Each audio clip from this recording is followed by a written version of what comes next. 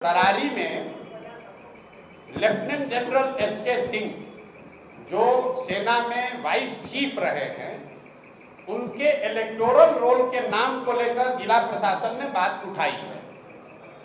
उनका ये कहना है कि इलेक्शन के कमीशन के रूल में ऐसा है कि आप बिहार के हैं, लेकिन अगर बिहार के किसी विधानसभा क्षेत्र में आप मतदाता के तौर पर रजिस्टर नहीं हैं तो आप चुनाव नहीं लड़ सकते। ये वहाँ के अधिकारियों ने बताया। उन्होंने इलेक्शन कमीशन को भी लिखा है, लेकिन मैंने जो बात आपको शुरुआती बताई, देखिए कितना प्रो इनकम्बेंट है।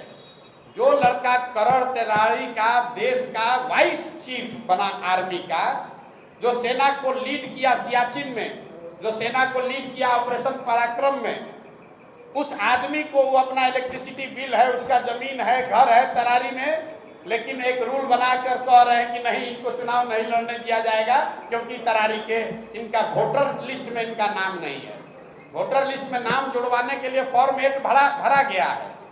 ये सब प्रावधान है, आप इलेक्शन अधिकारी से पूछ लीजिएगा कि आप 8A फॉर्म 8A भर के अपना नाम जुड़वा सकते हैं। नोएडा से जहां उनका नाम इलेक्टोरल रोल में है, वहां के डीएम ने नोटिफाइड करके जारी किया है कि यहाँ पर इलेक्टोरल रोल में ये है। जनरल साहब की पत्नी की डेथ हुई है 2020 में।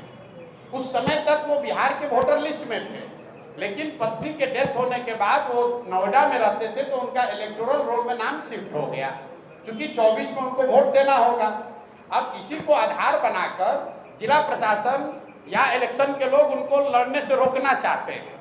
उसको देखा जाएगा, लेकिन इस तरह की चीज तो लोकतंत्र में आती ही रहेगी। आप व्यवस्था के सामने खड़े होइएगा तो जो वहाँ बालू माफिया है, जो हजारों करोड़ रुपया लूट रहा है, वो इतना आसानी से थोड़ी छोड़ेगा। लेकिन जमसुराज भी पीछे हटने वाला नहीं है।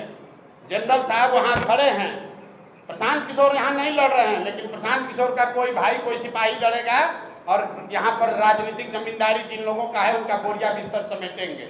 उसी तरीके से तरारी से देश का इतना बड़ा जनरल बिहार का लड़का वहां से भूमि और बालू माफियाओं को उखाड़ कर फेंकेंगे ही फेंकेंगे।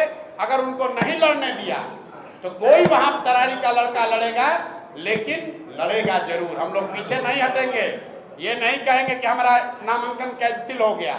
हम लोग लगे हुए हैं। कल या परसों तक निर्णय इलेक्शन कमीशन दिल्ली को देना है कि उनको लड़ने की अनुमति दी जाएगी कि नहीं। लेकिन आप जरा पत्रकार होने के नाते समझिए, बिहार का जो लड़का पूरे 75 साल के इतिहास में सिर्फ 2 ही लोग आज तक vice chief of army staff बने हैं बिहार से, एक गवर्नर एसके सिन्हा और एक एसके सिंह। उस लड़के को आप चुनाव नहीं लड़ने दे रहे हैं।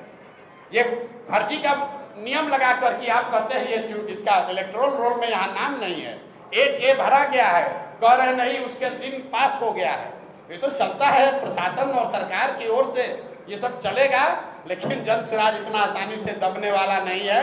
हम लोग इस व्यवस्था को बदलने आए हैं, तो इतना जल्दी थोड़े डरने वाले हैं।